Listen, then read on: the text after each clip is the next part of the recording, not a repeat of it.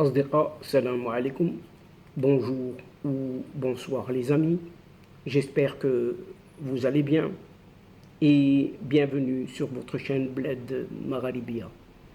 Pour ma part, je suis ravi et heureux de vous retrouver une nouvelle fois à travers cette vidéo qui aborde cette fois-ci le mondial 2022 qui se déroule au Qatar actuellement et dont l'Algérie digère finalement et enfin, dirait-on, après plus de 8 mois de gestation, dure gestation, son élimination est exclue, apparemment exclue. Ces boucs émissaires dont bien évidemment, et comme toujours, son voisin de l'Ouest marocain. Finalement,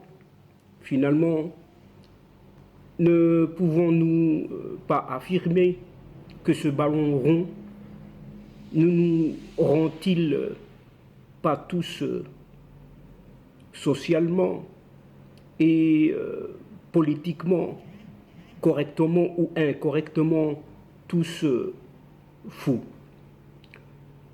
Oui, chers amis, toujours entre guillemets, bien entendu, il s'agissait toujours de complots particulièrement marocains, ou encore cet arbitre corrompu, ou des manœuvres, ou quelques manœuvres ou manipulations, autres manipulations de ce président de cette fédération royale marocaine de football, etc., etc. Et on peut rajouter, puisque la liste est tellement longue et non exhaustive, que cette Algérie, n'a-t-elle pas dit, ou écrit, ou crié, à qui veut bien l'entendre, pour faire endosser à d'autres, la responsabilité de son incapacité à atteindre cette phase finale de la Coupe du Monde 2022 qui se déroule donc actuellement au Qatar. Mais que pourrait-on dire à ce propos aujourd'hui? Aujourd'hui, tout ce qu'il y a à dire, c'est que ce pays algérien, gouverné, si on peut le qualifier ainsi, par un régime militaire qui reconnaît, mais vraiment à basse voix, si ce n'est silencieusement, le vrai responsable de son échec. Lui-même, oui, c'est ce gouvernement, c'est ce régime en tout cas, puisque cette Algérie a fini par voir la vérité en face. Et cette vérité est amère. Oui, c'est le moins que l'on puisse dire. Mais elle en a mis du temps, cette Algérie. Et beaucoup de temps. Voilà 8 mois. 8 mois, chers amis, soit depuis la fin du mois de mars dernier, que cette Algérie-là crie au complot et dénonce un peu partout une machination savamment orchestrée par son voisin de l'Ouest, qui est le Maroc, pour l'éloigner de la grande messe, ou plutôt de cette grande fête de ce ballon rond. Battu. Oui, ces Algériens, ou plutôt cette équipe nationale algérienne de football, battue sur leur propre terrain par ce qui est appelé les Lions indomptables du Cameroun. Rappelons-nous-en ce score de dernière seconde, 1-2.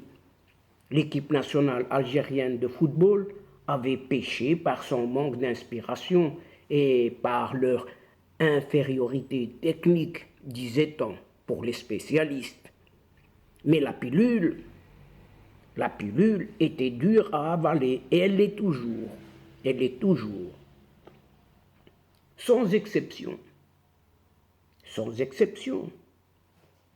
Responsables, immédiats à la solde de cette junte militaire, il faut le dire, ont pointé du doigt tout de suite après le match, l'arbitre de la rencontre. En plus de cet arbitre, le Maroc. Le Maroc est notamment le président de la Fédération marocaine de football, comme étant la cause, oui, la cause pure et simple de cette élimination. Que d'accusations, chers amis, que d'accusations totalement gratuites, que de balivernes, que de déclarations, frisant même le ridicule, ont été colportées ici et là et un peu partout à l'encontre de ces boucs émissaires bien désignés de ce gros doigt de cette junte. Encore plus triste, oui, encore plus triste et plus ridicule encore. Que ça, tu meurs. L'Algérie caressait l'espoir de faire rejouer encore cette rencontre ou sa rencontre avec le Cameroun. Mais le pays qui se qualifie, à qui veut bien l'entendre, la nation, excusez du peu, d'1,5 million de martyrs, est vite redescendu sur terre. Comme le rappelle, non sans complaisance, leur propre journal, leur propre média, ce spécialiste qui c'est ce TSA, à savoir tout sur l'Algérie. TSA, tout sur l'Algérie. Ou plutôt, on devrait l'appeler rien sur l'Algérie. Dans un article paru ce jeudi 24 novembre 2022. Finalement, sous le titre « On ne peut plus édifiant ». Et ce titre, entre guillemets, ici, « Élimination de l'Algérie du Mondial 2022 ». Les langues se délient. Enfin, dirait-on. Oui, enfin, les langues se délient. Mais, chers amis, mais le public et une grande partie des observateurs ont préféré regarder complètement ailleurs. On regarde le doigt et non pas la lune. Oui, regardez ailleurs, du côté de cet arbitre de la rencontre, ce Gambien, Bakary Gassama. Même le sélectionneur Jamel Belmadi et la Fédération algérienne de football ont trouvé dans l'homme noir, donc dans ce Gambien, Bakary Gassama, l'homme en noir, le bouc émissaire parfait, tout à fait parfait. Écrit ce média, ce TSA, proche du pouvoir en place, ce qui est logique, complètement légitime pour ce média.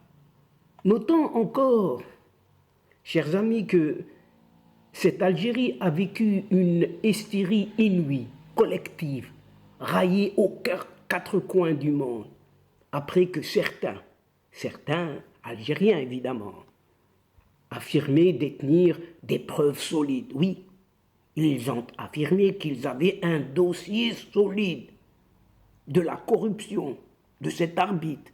Et TSA même reconnaît les vraies raisons de la débâcle de cette équipe nationale de football algérienne.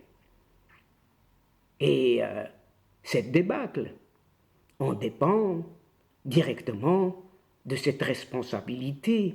Et on incombe tout d'abord et en premier lieu à l'entraîneur, oui, l'entraîneur, Jamel Belmadi, et les autres joueurs, et les joueurs aussi. La cause principale, eh bien, de l'élimination réside dans les choix de ce coach, ce Jamel Belmadi. Jamel Belmadi qui s'est perdu, il s'est perdu complètement dans des polémiques inutiles, sans fin avec la presse, les binationaux, des joueurs qui ont la double nationalité, à l'exemple de ce Andy Delors, Et selon la propre déclaration, même de Mohamed Chiri, un ancien international algérien renommé, qui est cité aussi par TSA. Selon lui, selon Mohamed Chiri, Jamel Belmadi s'est livré à des polémiques complètement inutiles en dehors du terrain et des terrains, ce qui est son travail. Exactement le contraire de ce qui est demandé à un sélectionneur national. Suite à toutes ces révélations, émanant, et qui plus est, un média connu pour ses accointances avec le régime. Oui, sa proximité avec le régime, qui gouverne le pays, ou plutôt, on dirait, si on peut l'appeler ainsi, gouverner un pays. L'arbitre Bakary Gassama n'a-t-il pas droit à des excuses ici pour avoir été malmené, injurié, insulté gratuitement, sans égard, et surtout, traité de tous les noms? Et le Maroc là-dedans, accusé à tort lui aussi, comme dans le cas des feux de forêt en Kabylie durant l'été 2021, rappelons-nous-en, d'avoir ourdi un complot contre cette Algérie du foot. Oui, cette Algérie du foot. Ça demeure aussi un gros point d'interrogation pour ces gens qui accusent gratuitement et un peu partout. Surtout, à l'égard de ce président de la Fédération royale marocaine de football, un certain Fawzi Larger, dont on affirmait qu'il avait manigancé pour l'élimination de cette équipe nationale algérienne de football. Eh bien, chers amis, tout ce beau monde a été accusé finalement maintenant à tort. Et tout ce beau monde n'a-t-il pas droit donc, après ces aveux croustillants, à des excuses, de simples excuses? Mais on le sait,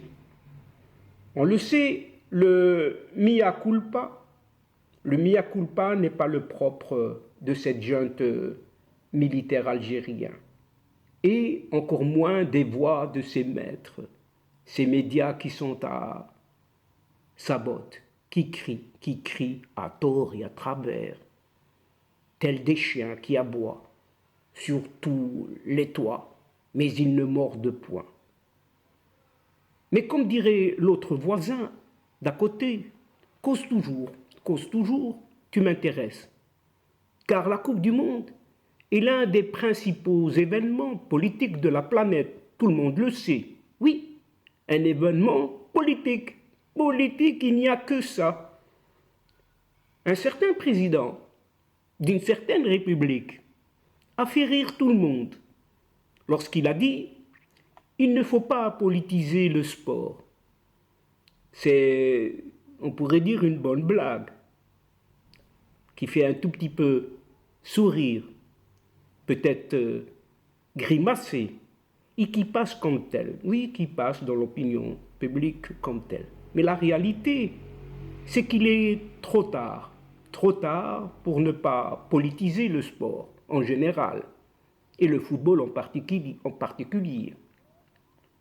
À partir du moment où il y a un enjeu, de l'argent surtout, un public et des médias, il y a tout un gouffre qui sépare la victoire de la défaite.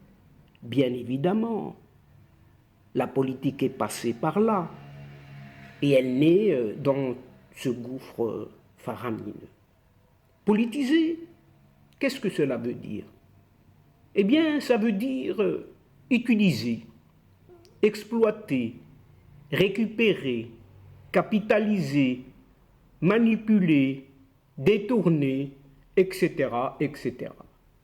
Et à partir du moment où le sport concerne un groupe de personnes, et à partir du moment encore où le sportif ne représente pas que sa petite personne, Mais tout un club, tout un groupe, toute une ville, tout un clan, toute une tribu ou toute une nation, pourquoi pas, cela change du tout au tout.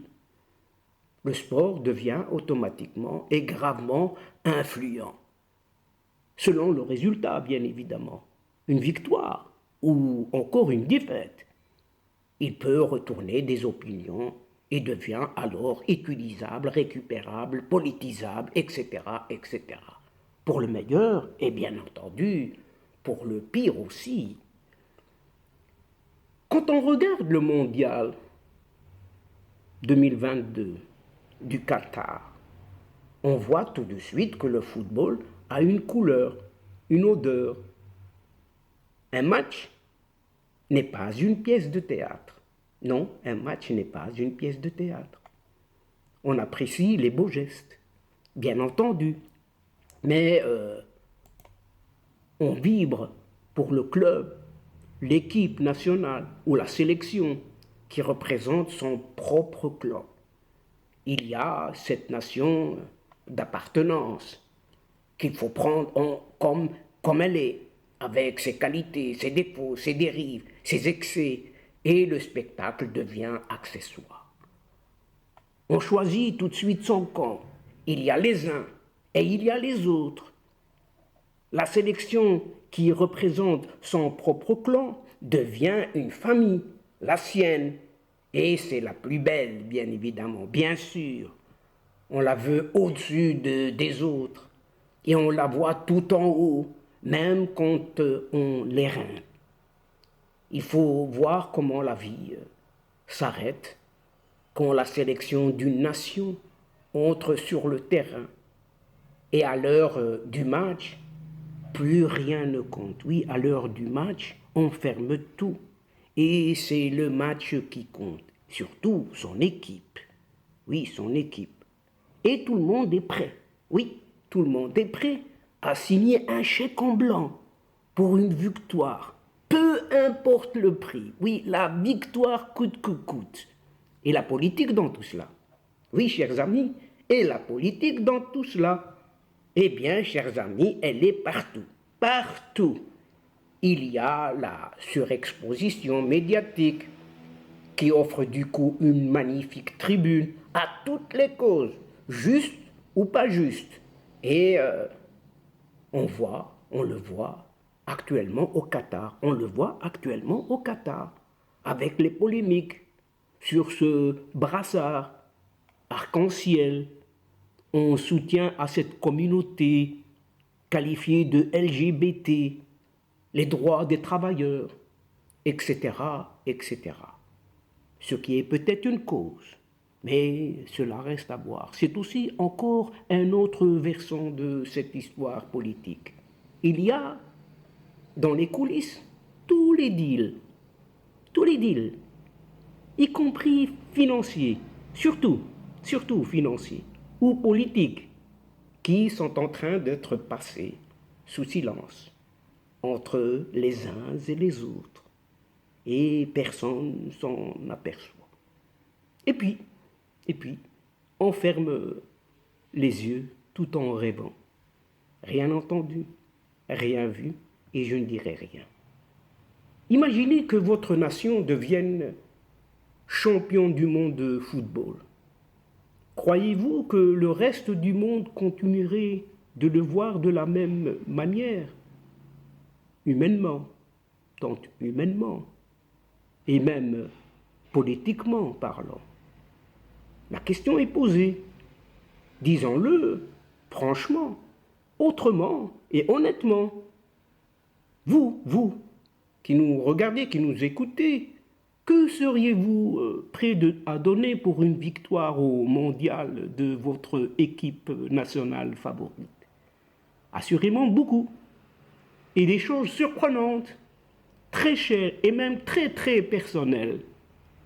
Maintenant, pour ceux qui ont déjà pratiqué quelque peu, un petit peu le football, même ce football de la rue, rappelez-vous, il y avait toujours un gosse, un enfant, qui jouait tous les matchs, oui, tous les matchs du quartier, même s'il avait les pieds carrés.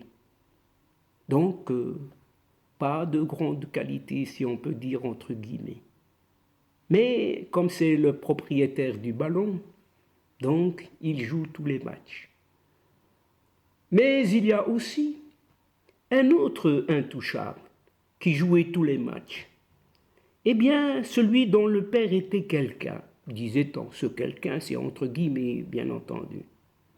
Et ce garçon dont le père était quelqu'un, quant à lui, les plaintes du voisin des rues du quartier, qui insupportait le bruit et voulait interdire les matchs dans la rue, dans le quartier, eh bien, toutes ces plaintes restaient sans suite.